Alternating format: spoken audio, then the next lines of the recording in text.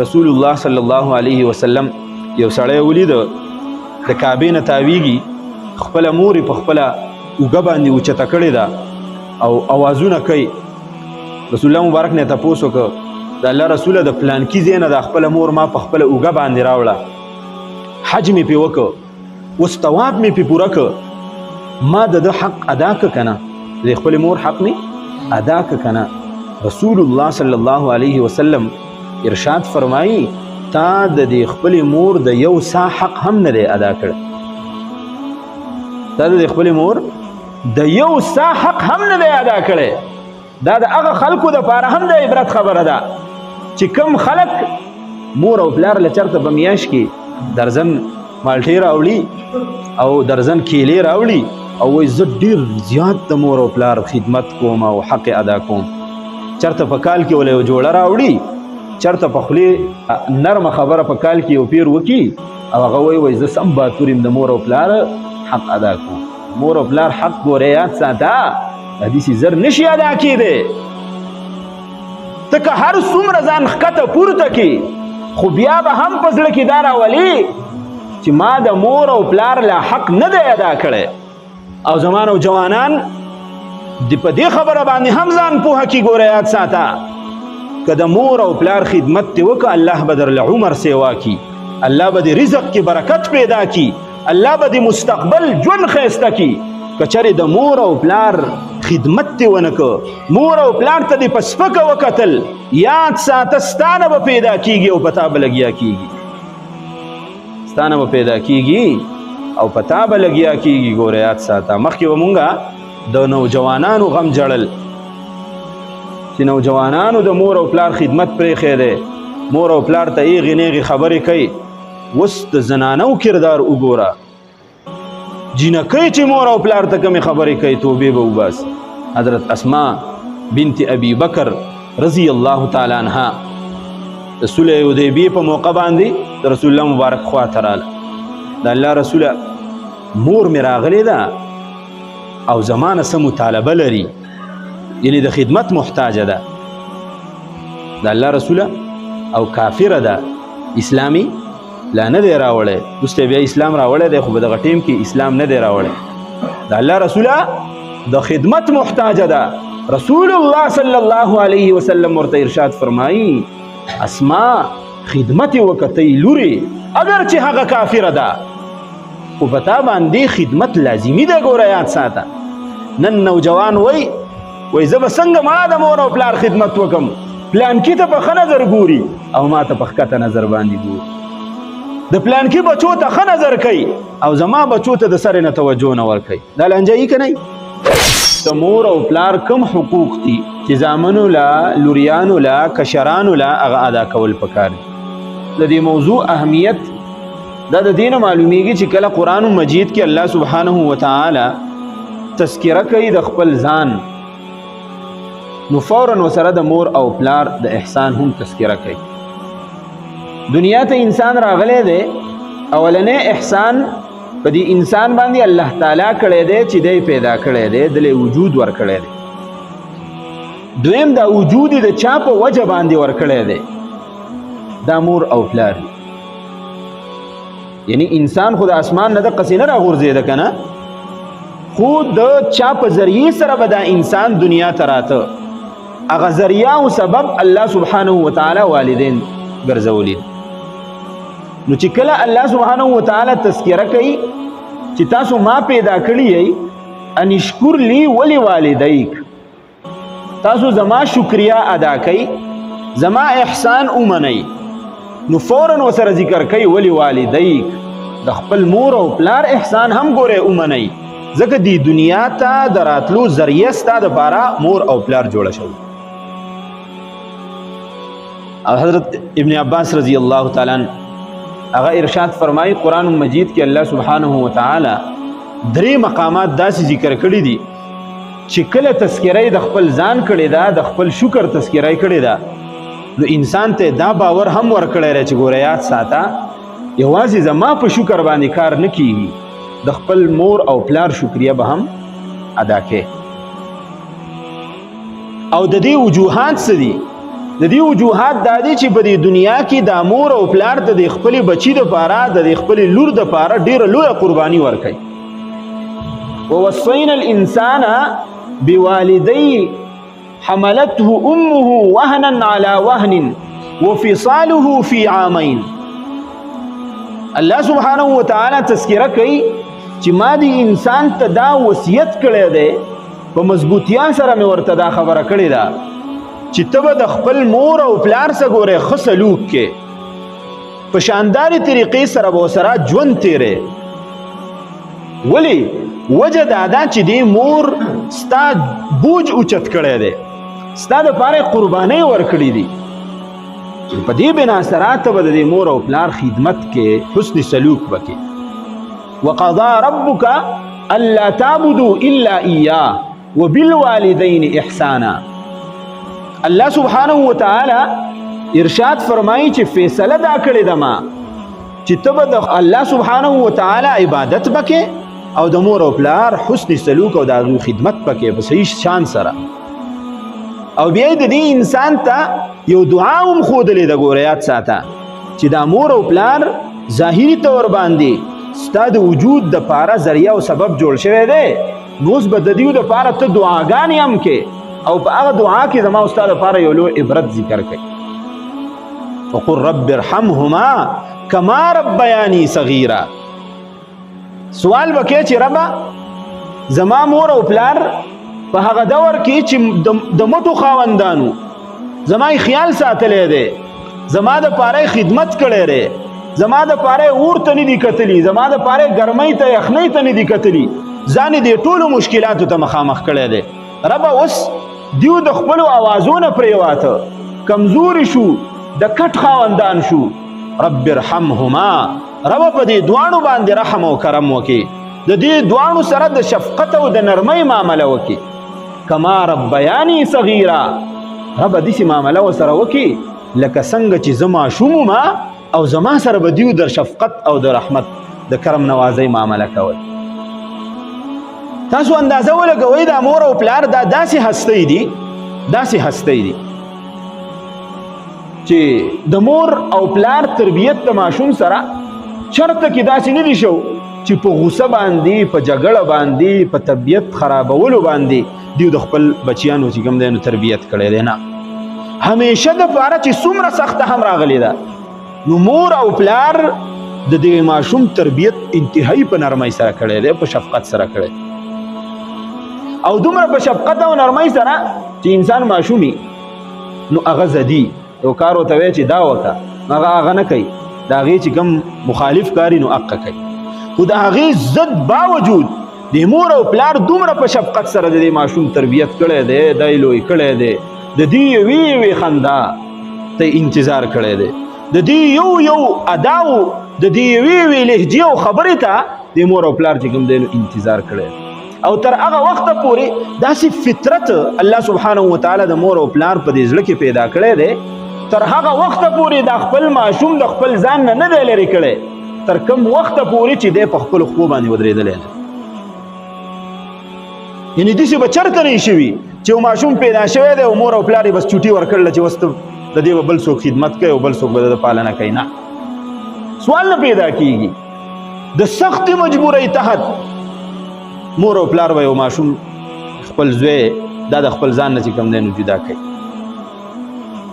او بیا هم په خپله نه جدا کوي تر څو پورې چې د دې زوی په خپله به دې خبره کې خواهش نه وي چې زه دې جدا شم، دا مور او پلار دې زه پرېږدم. نو الله سبحانه وتعالی دا تذکره د دې دپاره ما او تا ته کوي چې ګوره ته خپل ځان ته خپل ماشومتوب یاد کړه، خپل ماشومتوب یاد کړه. یو دور داسې و چې تا باندې به کله درد و تکلیف و، نو دقه درد او تکلیف زیات به ستا په مور او ستا په پلار باندې. یو دور رایاد کا چې په کټ کې به تا د مور او پلار ته میتیازې وکړې چې کوم ځای به لون شو په خپله به په هغې باندې ستا د مور سملاسته او هغه خپل وچ ځای ته به یې ته راواړه. یو دور رایاد کا چې ته به د شپې بې ارامه وي، نو ټوله شپه به ستا د پلار او ستا د مور ستا دپاره چې کوم دی نو شپرونه وله او خوب به وله نه ورته. نو الله سبحانه وتعالی دا ټوله تذکره په قرآن مجید کې د دې دپاره کوي چې په دنیا کې خو چې ژوند تیریږي نو د مور او پلار نه بغیر نه تیریږي. لہذا په هر چا دا دور په هر چا باندې دا خبره را روانه ده په دې بنا سره چې ژوند تیری نو ګورې په شانداره طریقې سره به تیری. ولا تقل لهما اف ولا تنهرهما وقل لهما قولا کریما. اوې ته چې څنګه ماشوم وي تا چې څنګه عزت کاو ستا دا مور او پلار چې کله ضعف ته ورسي کمزورۍ ته ورسي د دیو دماغ کمزوري شي دا به هم د ماشوم په شان ګورې بیا عزت کوي. ته به د خولې نه ګورې اوف قدرې نه راوباسي او چې یو خبره ته دیو ته کې او هغه خبره د دیو د مزاج او د طبیعت هم مخالفي. وقل لهما قولا کریما په داسې طریقې سره به کې چې یاد ساته په هغه خبره کې سختی نه وي په هغه خبره کې جغوالی نه وي په هغه خبره کې تیزی نه وي. وقل لهما قولا کریما په بهترین نرم انداز سره په شاندار انداز سره به ته د مور او پلار ته خبره کې. واخفض لهما جناح الذل من الرحمه چې کله د دیو مخې ته تیریږي د دیو مخې ته پیش کیږي د ادب او احترام د وجې ستا اوږه به ښکته شوي ستا لاسونه به ښکته شوي تا به خپل سر ښکته کړی د دیو مخې ته به ایغ نیغم نه کیږي. دا د قرآن اصول دي د والدینو متعلق چې الله سبحانه وتعالی ما تا ته ذکر کړي. حدیث مبارک کې راځي رسول الله صلی الله علیه وسلم هغه ارشاد فرمایي او صحابي راغی رسول الله مبارک نه تپوس کوي دا والدین دا زما د پاره څه درجه لري؟ رسول الله صلی الله علیه وسلم ورته ارشاد فرمایي هما جنتک و نارک. دا والدین ستا د پاره جنت هم دی او دا والدین ستا د پاره جهنم دوزخ هم دی. الله رسول هغه څنګه که چېرې د دیو د په شانداره طریقې سره خیال وساته دا والدین دا به تا جنت ته رسوي د دیو خدمت د دیو دعا دا به تا جنت ته رسوي. که د دیو خدمت ته په شانداره طریقې سره ونه که هما ناروکا نو یاد ساته دا والدین ستا دپاره د اور سبب هم ګرځېدی شي په یو اخیري سره ته د اور او د جهنم هغه اخیري کندې ته رسېدی شي. رسول الله صلی الله علیه وسلم ارشاد فرمایي ثلاث دعوات مستجابات لا شک فیهن. درې دعاګانې داسې دي چې هغه الله سبحانه وتعالی به هر حالت قبلی هغه رد کیږي نه. د الله سبحانه وتعالی د قبولیت او د دې په دعا کې په منځ کې چې کوم دی نو څه پرده او حایل نه وي. هغه دعا په هغې کې یوه دعا دعوة الوالد لولده د خپل پلار دعا د خپل زوی دپاره د خپل ماشوم دپاره دا داسې یو دعا ده چې الله سبحانه وتعالی دا رد کوي. دعا خو هم اغستل غواړي که نه دعا اغستل غواړي یو دعا کولی او یو دعا اغستلی. دعا اغستل دی چې مور او پلار داسې طریقې سره خدمت وکړي چې د هغوی د زړه نه بس دعا خیږي چې ربه دا زما زوی دی او زما یې حق ادا کړه. د مور او پلار حق خو نه ادا کیږي حق نه ادا کیږي د خدمت.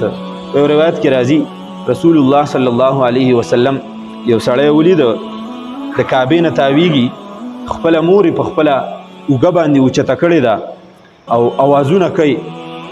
رسول الله مبارک نه تپوس وکړه د الله رسوله د پلانکي ځای نه د خپله مور ما په خپله اوږه باندې راوړه حج مې پې وکړه اوس طواف مې پې پوره کړه ما د ده حق ادا که که نه د خپلې مور حق مې ادا که که نه. رسول الله صلی الله علیه وسلم ارشاد فرمایي تا د دې خپلې مور د یو سا حق هم نه دی ادا کړ. تا د خپلې مور د یو سا حق هم نه دی ادا کړی. دا د هغه خلکو دپاره هم د عبرت خبره ده چې کم خلک مور او پلار له چرته په میاشت کې درزن مالټې راوړي او درزن کیلې راوړي او وایي زه ډېر زیات د مور او پلار خدمت کوم او حق ادا کوم. چرته په کال کې وله یو جوړه راوړي چرته په خولې نرمه خبره په کال کې یو پیر وکړي او هغه وایي زه سم باتور یم د مور او پلار حق ادا کوم. مور او پلار حق ګوره یاد ساته حدیث زر نشي ادا کېدی. ته که هر څومره ځان ښکته پورته کړي خو بیا به هم په زړه کې دا راولي چې ما د مور او پلار له حق نه دی ادا کړی. ما د مور او پلار حق نه دی ادا کړی. د حضور نبی کریم صلی الله علیه وسلم په دور باندې لږه خبره کو. د رسول الله مبارک والد مکرم خو رسول الله مبارک د پیدایش نه مخکې وفات شو. رسول الله مبارک ماشوم چې والده صاحب وفات شو، د خدمت موقع ته میلاو نشوه. د رسول الله مبارک مور هغه حضرت حلیمه سعدیه رضی الله تعالی عنها رضاعي مور وه. رضاعي ام موري چې چاله څوک پی ورکي هغه د هغې موري. قرآن کې ورته الله سبحانه وتعالی مور ویلي دي و امهاتکم اللاتی ارضعنکم، او هغه موریانې ستاسو چې تاسو له پی درکړي. نو د رسول الله مبارک رضاعي مور وه، پی وله ورکړي وو. څنګه شاندار خیال یې ساتلی دی. په یو موقع باندې کله چې د غزوه حنین دا جنگ وشو او خلک رفع دفع شو، نو په دې کې د لرې نه یو زنانه را روانه ده او یو سره سړی را روان دی چې را نږدې شو. نو رسول الله مبارک وپېژانده. حضرت حلیمه سعدیه رضی الله تعالی عنها او ابو کبشه رضی الله تعالی عنه دا د رسول الله مبارک د رضاعي مور خاونو حضرت ابو کبشه رضی الله تعالی عنه دیو را روان دي. رسول الله مبارک چې څنګه پوه شو د صحابه کرامو په منځ کې ناست رسول الله مبارک د خپل اوږې نه څادر راښکته که خورې که هغوی دواړه په عزت باندې په هغې باندې کېنو. دومره ادب دا یې نه ګڼله چې زه خو د دواړو جهانو سردار یم، ما ته خو څومره لوی شرافت او عظمت میلاو دی. نه یو عجیبه لطیفه ده چې کله دغه جنگ وشو نو دومره عزت او احترام یې کړی دی رسول الله مبارک چې کله دغه غزوه حنین وشو او دا سامانونه تقسیمېده او خلک یو طرف ته شو کم قیدیانو. نو صحابه کرام هغه قیدیان رانیول د رسول الله مبارک مخې ته راوسته. نو یو جینۍ ده پکې، هغه جینۍ د صحابه کرامو ته وایي ګوره احتیاط کوئ، زما سره ډېر هغه تیزي مه کوئ. صحابه کرام حیران شو چې دا څوک ته څومره عجیبه خبره کوي. صحابه کرامو دې تپوس وکړو ولې؟ وایي زه ستاسو ترور یم، بیا حیرانه شو صحابه کرام چې د رسول الله مبارک خو نه خور وه او نه د رسول الله مبارک ورور و. دې څنګه چې کوم دی نو دا زنانه وایي چې زه ستاسو ترور یم.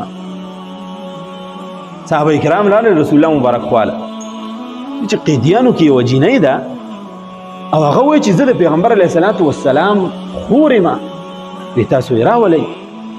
چې دا جینۍ راوستلی شوه رسول الله مبارک تپوس وکړه ستا نوم څه دی؟ رسول الله مبارک ته وایي زما نوم شیما دی. شیما. وایي ته څوک یې؟ وایي زه ستا خور یم.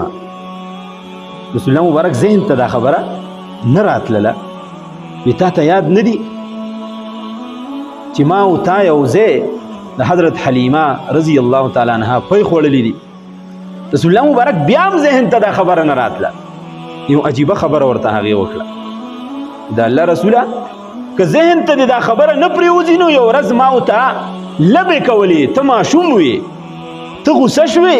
ماشومان خو په لبو کې ورانېږي که نه. ته غوسه شوې او تا زما په دې اوږه باندې چک ولګاو. که خوښه دي نو چې هغه اوږه راته ښکاره کړم، ستا د غاښونو هغه خاپې پکې اوس هم پراته دي. رسول الله صلی الله علیه وسلم پوه شو یا ته زما خور یې. ما ته قصه را یاده شوله او ته زما خور یې. بیا خور څنګه ساتل پکار دي؟ موږ په معاشره کې خو دا هم یو لوی زهر دی چې خور د کور نه ووته نو دا د هر څه نه ووته. خور چې د کور نه ووته دا د هر څه نه ووته، دا د جیداد او میراث نه هم ووته، دا د خوروالي نه هم ووته. په دې باندې د شفقت او رحمت نظر هم ختم شو. دا خو هم یو لوی زهر دی که نه؟ د رسول الله صلی الله علیه وسلم دغه رضاعي خور رسول الله صلی الله علیه وسلم ورته وایي شیما وایه که زما سره پاتې کېږي زما کور ستا دپاره حاضر دی. زما کور ستا دپاره حاضر دی وایه.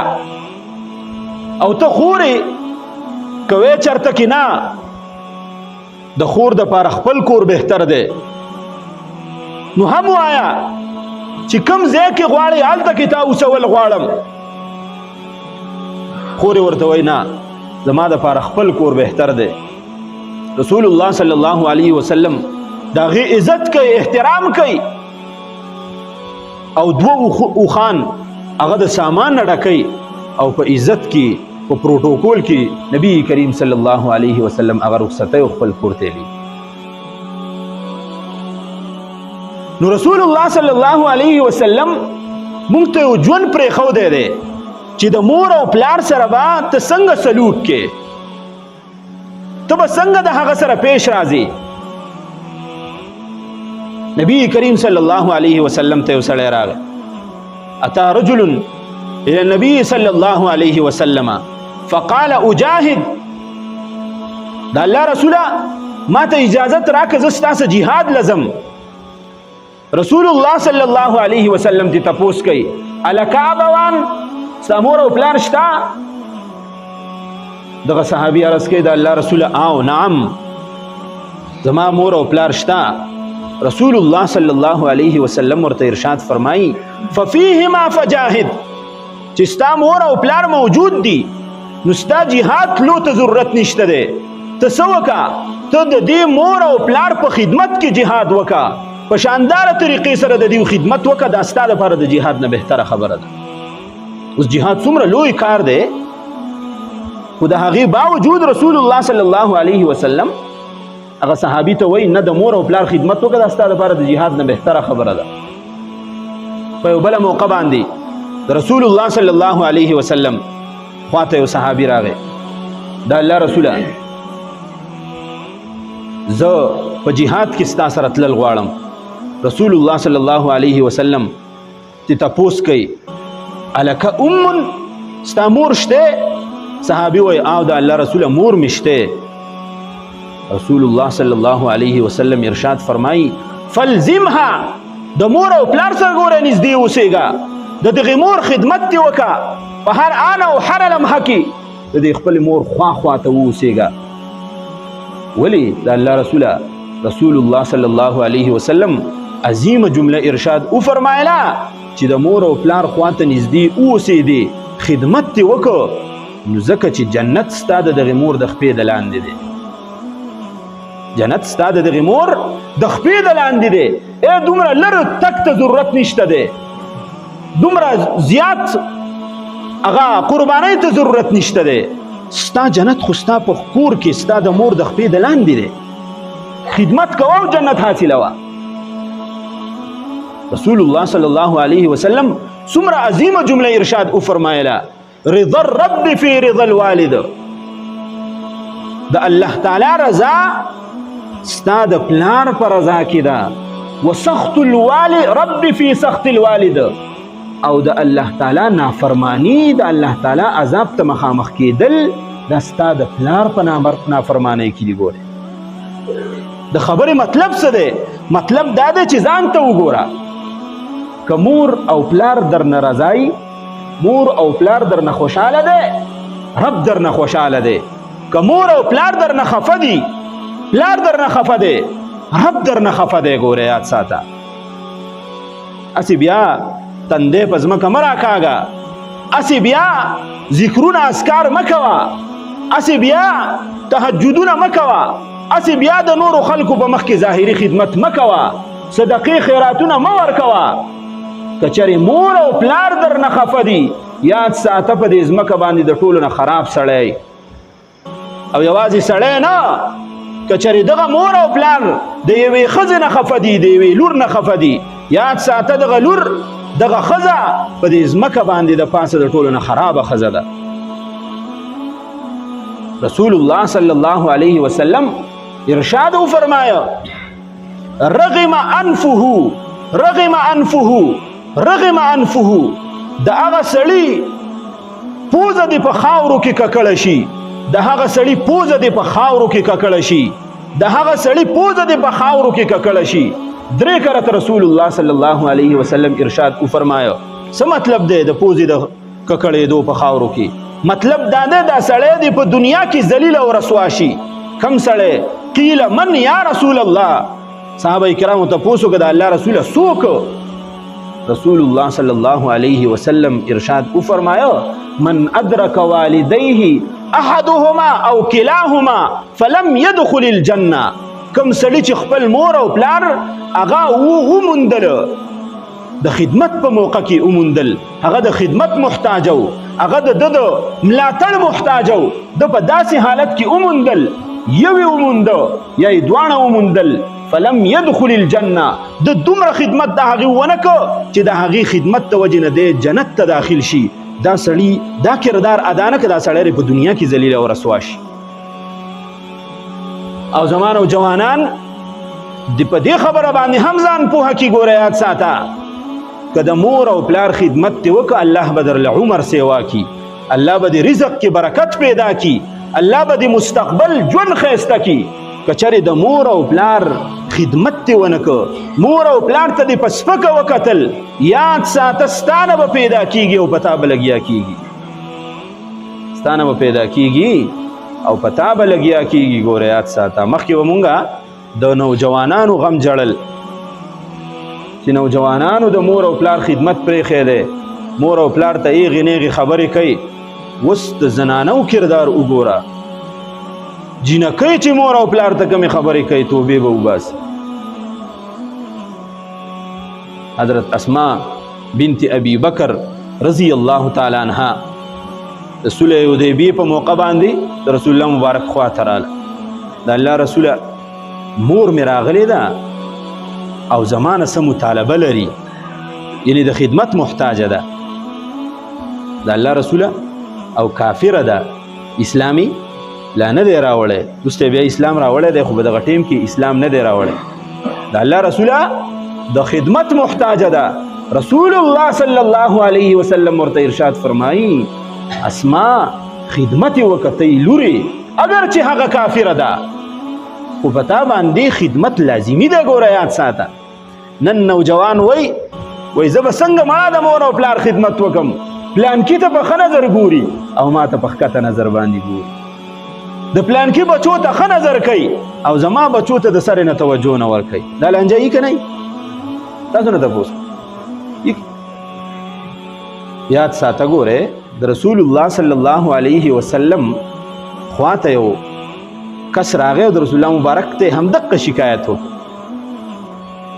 چې د الله رسوله په ما باندې د خپل مور او پلار خدمت ضروری دی رسول الله مبارک ورته وی ضروری دی وی ها کچری هغه ماته خیال مې نه ساتي هغه ماته بد نسبت کوي هغه ماته په پرا سترګه ګوري نو بیا رسول الله صلی الله علیه وسلم ورته درې ځله ارشاد او فرمایو که هغه ستاسو بد کوي بیا به ورسره امتخه کوي که هغه ستاسو بد کوي بیا به ورسره امتخه کوي که هغه ستاسو بد کوي بیا به ورسره امتخه کوي رسول الله صلی الله علیه وسلم ارشاد لہذا دا خبره رسول الله صلی الله علیه وسلم مکمل ختمه کړې ده چې یو سړی دی دا بانه وګوري د ځان دپاره چې مور او پلار زما سره ښه نه دي نو زه به ورسره هم ښه نه یم نه که مور او پلار ستا سره ښه یو که نه خو یاد ساته د خپل ځان دپاره به ته د خپل مور او پلار سره حسن سلوک کې